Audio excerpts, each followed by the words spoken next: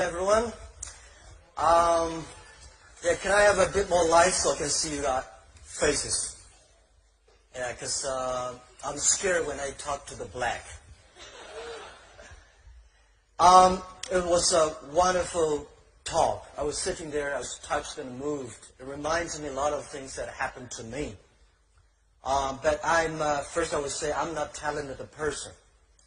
And I'm not well trained. And I have a lot of different, I never listened to my teachers, and my mother said, you should have to do this. I said, no, I would never do that.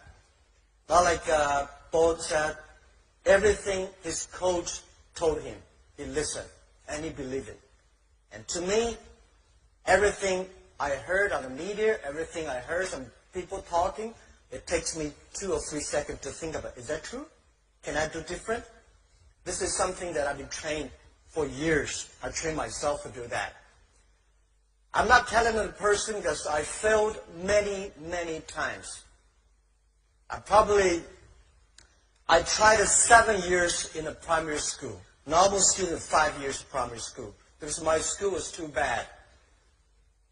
They say it's too bad because everybody tried to enter the university or enter a good middle school, and we all failed. And I was one of the failure person. And I failed for key middle school, key high schools. I failed 3 times for the universities. And I applied for jobs and I think like 30 times jobs, all failed. I remember when I graduated from high school, I failed the university and looking for a job in a KFC. 24 people went and 23 accepted. I was the only one not accepted. And then I tried to be a policeman. 5 classmates went, 4 accepted. I was turned down. And when we started the business for Alibaba, I tried to raise money. I went to Silicon Valley, talking to venture capitalists. So over 30 of them, none of them accept us and give us some money. But I think the very interesting thing that I do is that because so many mistakes we made, that trained me. Every mistake, every setbacks, every time people refuse us, I take this as a training course. And I don't think that today when people say, I'm disappointed because I'm rejected by this company, or I'm rejected, I failed. To me, I think if you're rejected by people, that's very natural. If you're accepted by people, that's not natural. 不管你愿不愿意承认，我们的生活都已经被移动互联网一网打尽了。我们有一个共同的身份——低头族。2015年底，中国互联网络发展状况统计报告显示，全球网民人数逼近40亿，中国手机网民达7.8亿。2015年，中国电子商务市场交易规模为16.4万亿，增长22.7%。2015年双11，天猫实现交易额912.17亿元，其中无线交易额为626亿元，占比高达68.67%。我们的生活已经离不开互联网，购物有淘宝，旅游有携程，出行有滴滴，本地消费有美团，交友有微信。我们成就了无数的互联网大亨。但你希望互联网也成就你吗？如果能让您有机会借助网络，在您玩手机或电脑的同时，玩出一份不错的收入，你想要吗？现在不是钱难赚了，而是赚钱的方式变了。如今互联网时代，你是否想过让手机变成我们赚钱的工具？如果你目前很迷茫，找不到赚钱的方向，那么这就是你最佳的事业机会。一部手机，一台电脑，人到哪里，钱就赚到哪里。让你在玩手机的同时，可以玩出不错的收入。在这里有人教，有人帮，有人带，没有风险，没有压力。想赚钱，加雄伟教练微信7100280577，7100280577。真正的精彩在后面等着你。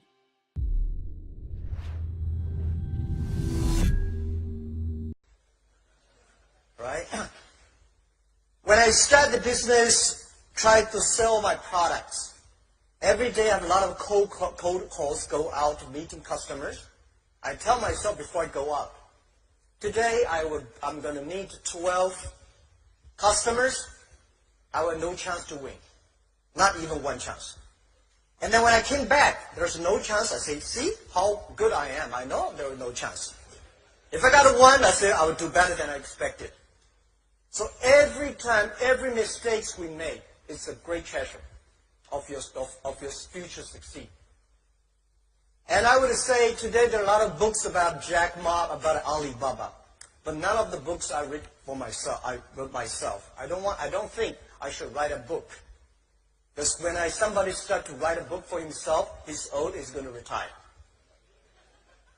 But if one day I do want to write a book, I want to write a book, the name is Alibaba 1001 Mistakes. It's the mistakes that make us different. Every time we learn, and every mistake we make, we check ourselves. I find a lot of people fail, always think, I failed because of that guy's fault. Every mistake we make, every time we fail, it's our fault. It's my fault. And how we can correct. How can we do better next time?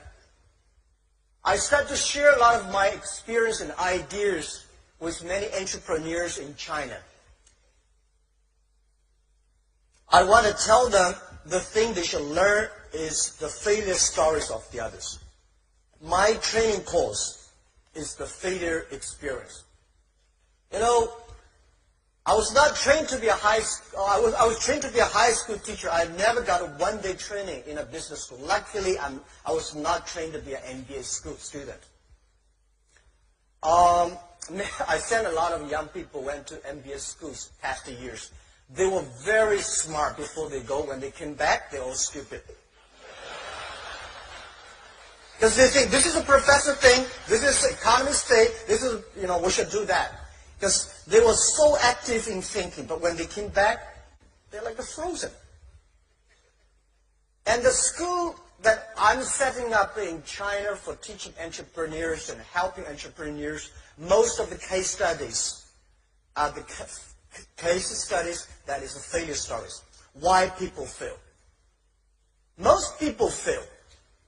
It's just like going to business. It's like going to the battlefield. Only those people who survive, they are the winners. So when you go to the business field, you have to learn what are the mistakes the other people make. And don't worry, I think most of the mistakes, how stupid that guy is. How can you make a mistake like that? You will. You will. So I try to teach myself. I read many case studies that why people fail. And constantly conscious, this guy is so smart. If he fail in this way, why I have a chance to win? So the more you learn about that, that will make you more positive.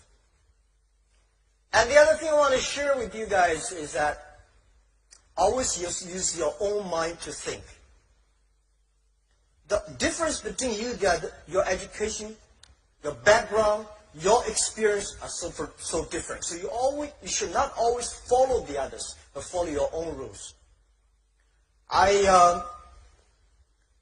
When I compete with those people who are very experienced and old, I say, wait, give me 30 years. When he's getting old, I have my chance. When I compete with people who are rich, can do anything, I say, yes, let's compete 15 years later. I prepare now. So always you have a chance to win. If you really, I'm lucky enough to meet a lot of people in this world. They're very successful people. Bill Gates, Warren Buffett, and even Steve Jobs, and a lot of people. I found those people who successful, they have some wonderful characters, like Usain Bolt. They are optimistic. They never complain. If you're not optimistic, you have no chance to win, right? And if you complain, well, when I complained a lot when I was young. I say, wow, when I want to do some software, Bill Gates did it. When I do this, and that guy did. Right? When you want to have some fried chicken, KFC did better than we did. And we always try to be as successful as Bill Gates. It's impossible. There's only one Bill Gates. A lot of people say, well, Bill Gates did not finish Harvard, so I should leave Harvard. There's only one Bill Gates. So, I think those people, they are always very optimistic. They always see the brighter future. And even also, they never complain. Because when people complain, they are losing opportunities. They are blind their mind. So later I learned, where is the opportunity is.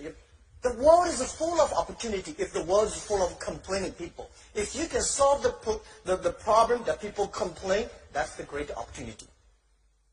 And I find many of my friends in the high school, universities, I met them these years, the only thing I found that they are still complaining. Well, don't laugh. We have a lot of people complaining in this world. That's why those people never make progress. And we have to say, when you complain, think about how can you solve this problem. So I think the world is changing so fast. You cannot stop it. This is the best time, and this is also the worst time. But it depends on how is your attitude. I think it is the best time of the century. The human beings have never been that lucky at this time. When you see a financial crisis, you have this, you have that, you have all kinds of problems. But what I see is, it's the signal, it's the symbol that is something big is happening. And we are lucky at this age, at this moment, we are there. The first, I say, the three technology revolutions all fundamentally changed the world. The first technology revolution, the industry technology revolution, changed the world. Those people who live there, lucky. The second technology revolution, also the energy, giving a lot of opportunities to human lives. This is the third. And we are lucky. And every technology revolution comes, there is a huge turbulence of the society. It's going to kill a lot of jobs. It's going to create a lot of jobs. And believe me, there's one thing I studied. Every technology revolution takes about 50 years. The first 20 years is about technology. The next 30 years is about utilize of this technology, application of this technology. So the first one that, second one that, this one third. The internet has just passed the 20 years. The next 30 years are so critical to any country, to anybody. Whether you like it or don't like it, a lot of great jobs today you think it's a great job is going to lose. Something new is happening.